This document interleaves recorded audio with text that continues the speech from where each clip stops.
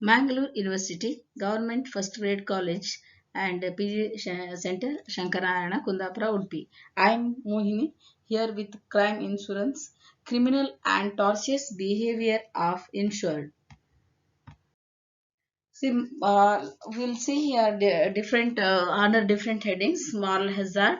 In the context of insurance, moral hazard mostly refers to the tendency of insurance protection to alter an insured individual's motivation to make precautions to prevent losses.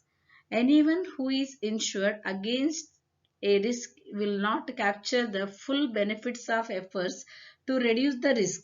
The incentives to avoid or to mitigate losses are therefore compromised by insurance unless an individual can somehow commit to undertaking optimal precautions at the time that an insurance contract is struck. According to it is Winter 1992, it is in the page number 62.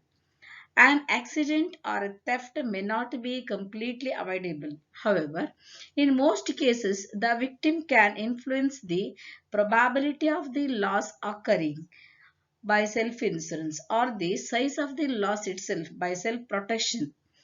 Hence, the behavior of an insured person is the crucial point of interest for the subject of risk allocation. In the first degree of this set of individual behaviors, a person acts carefully. A careful behavior satisfies actuarial standards and is unlikely to affect the risk exposure. In fact, a careful behavior will not distort any risk allocation at all. However, in the second degree, a person behaves opportunistic and opportunistic forms imposes more pressure on materialization of risks. For example, parking a car in a banned neighborhood will surely increase the probability of breaking and entering the car. And if personal items left in the car are completely insured against theft, an insured may be more likely to leave his camera on the back seat rather than putting it in the trunk. In this way, the provision of insurance may increase the probability of loss and or the size of the loss. Moral hazard has been the subject of intense discussion in the insurance theory. The insurance literature distinguishes two forms of moral hazard. Moral hazard ex ante, a policyholder alters his preventive efforts and therefore the probabilities of the loss occurring. Moral hazard ex post. After the loss has occurred, the insured alters the magnitude of the loss itself. The fact that we have insurance causes us to take more chances, to take too few preventive efforts, to file more claims, etc., than we would if we had no insurance. The crucial point is the extent to which the insurer can observe the level of precautions taken by the policyholder. The challenge facing the insurer is to design an incentive scheme aimed at mitigating the effects of moral hazards. As a rule, if the insurer cannot observe the extent of precautionary action, the premium increases in proportion to the amount of cover. We see that any decision taken after an insurance contract is signed that affects the probability or the size of the insured loss is subject to inefficiencies due to moral hazard. Arnautoff sums up the moral hazard problem as like moral hazard arises when neither the states of nature nor individuals actions are observable to an insurer. What is observable is whether a particular accident has occurred. In these circumstances, there is no mechanism by which the insurer can induce an insured individual to reveal either the state of nature or his precaution truthfully. Thus, The insured against events are accidents of varying degree of severity, conditional on neither the state of nature nor the insured's actions. The provision of insurance against these events will generally affect the individual's incentives to take precautions, that is, has adverse incentive or substitution effects. There is therefore a trade off between risk bearing and incentives because insurers in a competitive market cannot issue actuarial premiums under these circumstances. We know from Arrow that policyholders choose less than full coverage. Thus, there is a trade off between risk sharing and incentives for care, and the presence of normal hazard in insurance results in increased premiums. Second one, criminal hazard in insurance. Because states of nature and individuals' actions are not entirely observable to insurers, it can be observed that insurance contracts induce individuals to act less carefully. However, the opportunistic behavior labeled moral hazard is not the end of the story.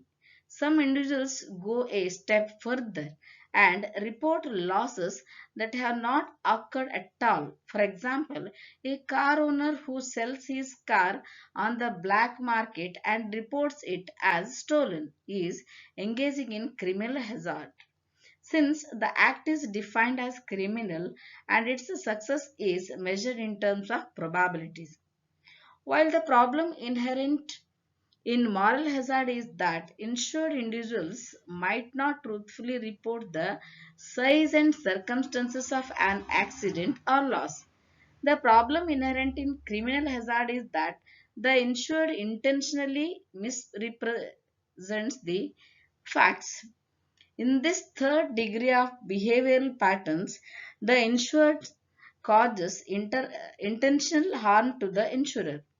The key distinction here is between the opportunistic behavior, which gives rise to moral hazard, and intentionally harmful actions, which give rise to criminal hazard.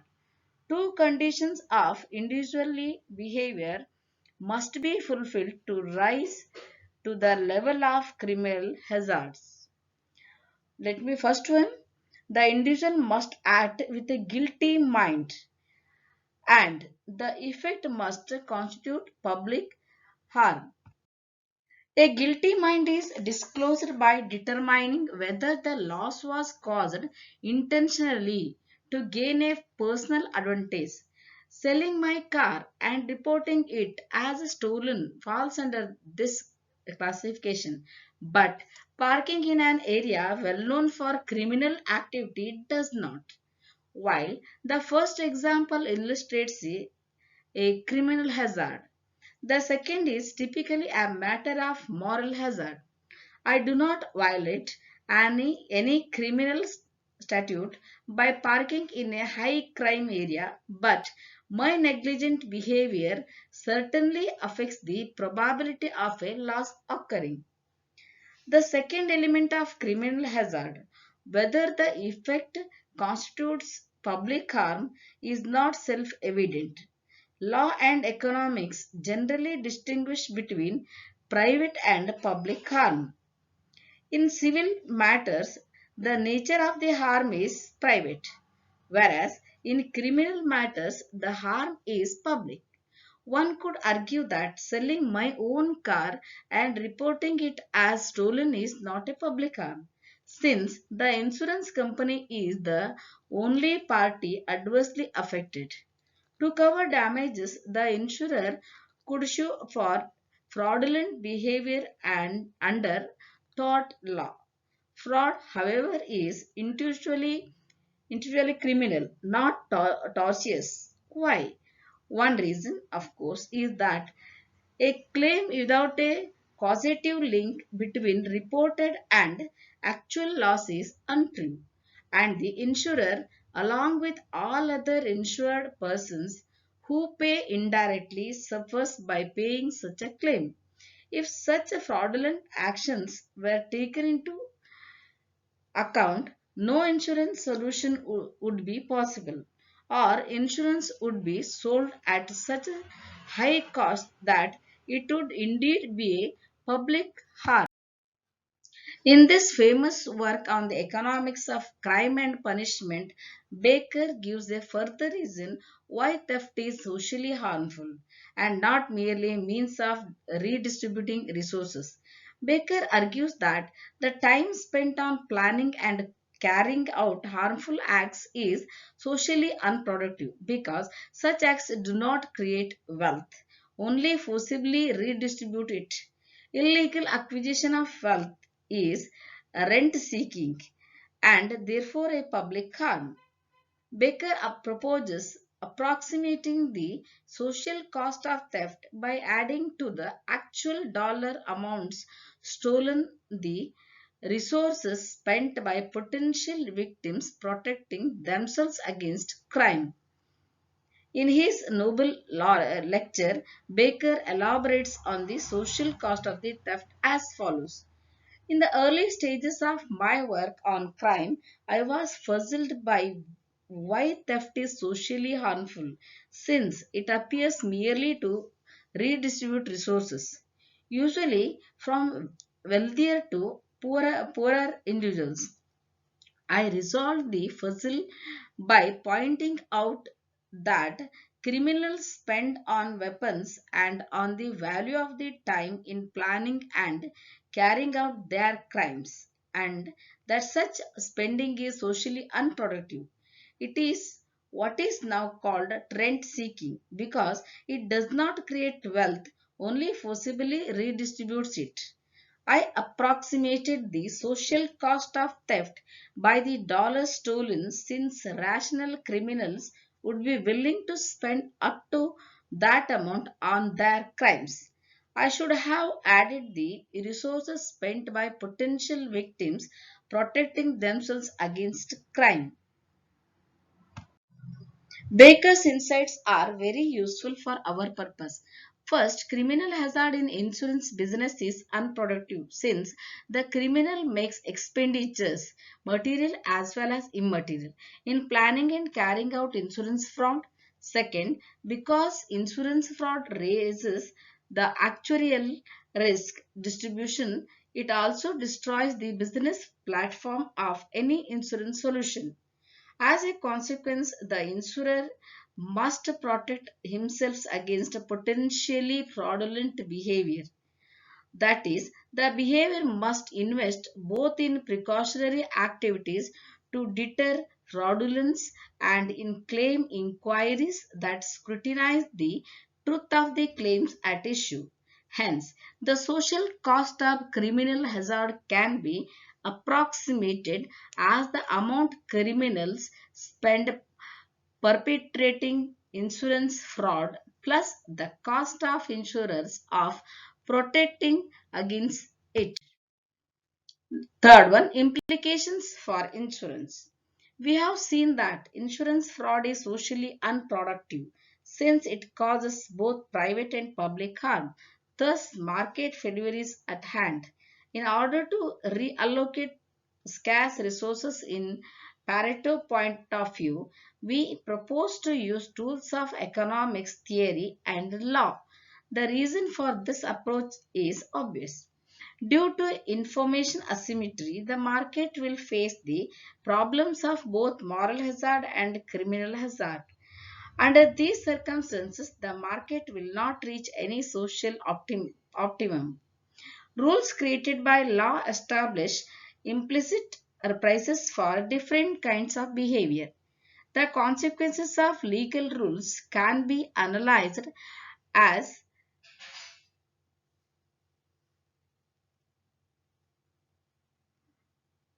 response to implicit prices. Therefore, let us derive efficient implicit prices as an outcome from efficient legal rules to reallocate resources optimally. In basic terms, an insurance is an offer to an customer offer to a customer considering risk transfer. He may accept it or not. If he accepts, a contract will be written between the insurer and the insured person. The contract and its enforcement through contract law will, at least in part, be able to combat moral hazard, that is, by means of deductibles specified in the contract. But as criminal hazard also has severe consequences for third parties, contract law alone is not able to internalize the damages. What about tort law? The purpose of tort law is to protect the interest of people in their property or maybe persons from damage by others. However, regulating and deterring fraud by means of tort law is inefficient for two reasons. First, under tort law, only the harm caused to an insurer by a policyholder is compensated. If fraudulent behavior is disclosed, the policyholder must repay the value of the reported loss plus some compensation for administrative costs. However, since the probability of detection is less than 1, compensatory damages must be calculated according to expected values, which normally is not feasible. Second, in the light of potential criminal hazard, the insurer must take the cost of fraud into account in premium calculations. This results in increased anticipated expenses and thus higher premiums. Such premium loading is inefficient and distorts the market for risk bearing. We see that relying on tort law alone, behavior exemplifying criminal hazard leads to external effects which are not internalized in compensatory damages. As a consequence, compensation through tort law does not give rise to sufficient incentives because the expected profits of a criminal hazard exceed the social costs. In other words, the implicit price of a criminal act is too low. Therefore, we have to raise the implicit price of fraudulent behavior, and this is done through criminal lawmaking. To reach an efficient resource allocation in the insurance industry, compensation in tort law must be supplemented by some punishment prescribed by criminal statute. For example, fines and incarceration. uh, Under such a system, the perpetrator of fraud would expose himself to the risk of punishment in addition to the expense of compensation, both of which we must internalize in his behavior. The implicit price of fraudulent behavior goes up and in optimum social cost equals social benefit of fraud. We have come to the end of this video. Okay, thank you. Thank you for the patient listening.